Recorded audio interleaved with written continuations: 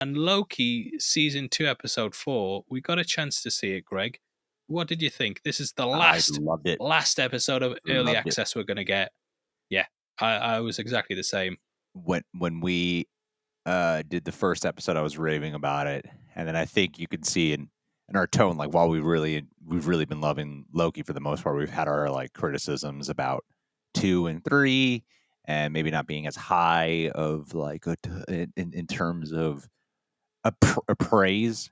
This was I messaged you after I watched it, like, this is really, it is great. It is one of my favorite.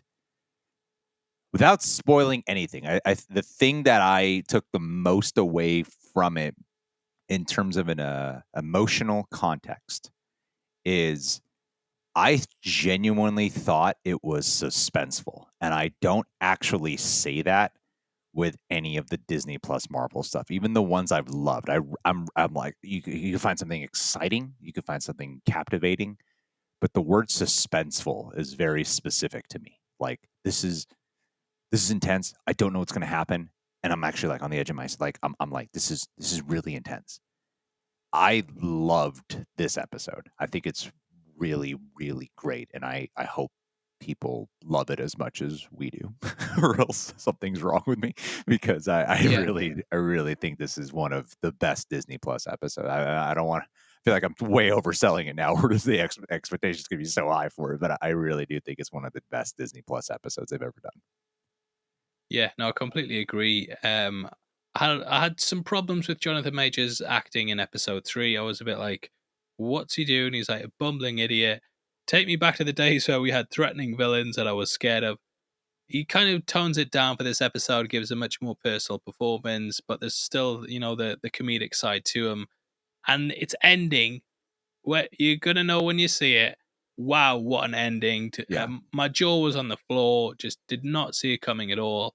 Completely unexpected. And the way they go with it, it's kind of like, crap, where do things go now? It's really well put together and structured. And it kind of plays on some things earlier in the season that we've seen getting pieced together, but it's almost, it does it all in a way to kind of trick you into a false sense of security, and it's so well done. Everyone's just, there's real dynamism to the episode where it's constantly jumping back and forth between certain sides in one location, and it just works really, really well. I think this was up there for my, it's between the first episode and this one for my favorite in the season so far, but it was absolutely brilliant. And I can totally see why they released these 4 to critics early, and yeah, loved it. And it's got me excited to see, to venture into the unknown where I don't know what's going to happen, and I'm not going to have that advanced knowledge over everyone else, and we're all kind of going to experience it together. Because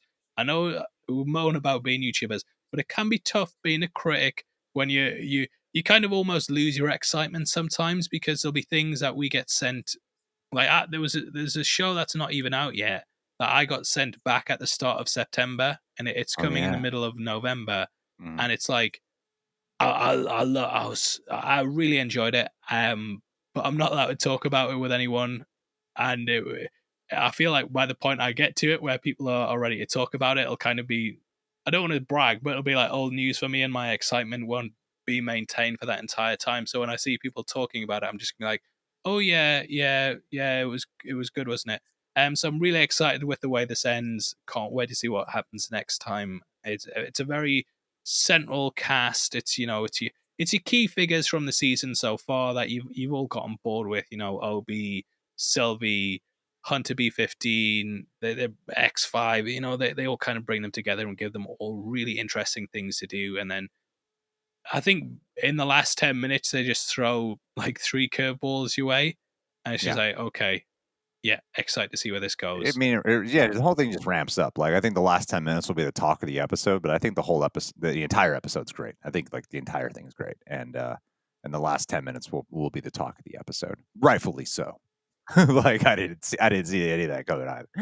It's really, Like, maybe really not great. even the last 10 minutes, like the last 10 Like seconds. 30 seconds. Like, Yeah. It's pretty awesome. It's great stuff. And what's cool too is, like, the last tidbit I would say about it is that season 1 ended in a way where the talk of it was the last few minutes, right? Of what happened in there. And then we had to wait a long time to see if how any of this would affect anything in the Marvel Cinematic Universe, future movies. Like we had to just kind of wait. And here we just have to wait 1 week to see what Yeah, happens. And I'm like, ooh, this is really exciting. That's yeah. that's what I find really fun about it. No, really good. I feel like it could have been a season finale. In all honesty, I feel like if they Yeah, ended it there, you'd be like, that's my point. "Oh crap!" Yeah. But yeah, we've got 2 more weeks after this. It's kind of given me the feeling that Loki season 1 episode 4 did at the end, Mhm. where something happens at the end and you're just kind of like, okay, where we're going to go with this now. But then they spoiled that a bit by giving us a post credit scene showing the 3 Lokis in the void. It's kind of like that sort of thing, and it's you imagine that post credit scene wasn't there. You're just like, wow, what the hell's going to happen next? It's kind of Right. leaving you with a feeling of mystery, and yeah, I can't wait to talk about it properly when everyone's seen it. And I will still be excited for that. Thank God.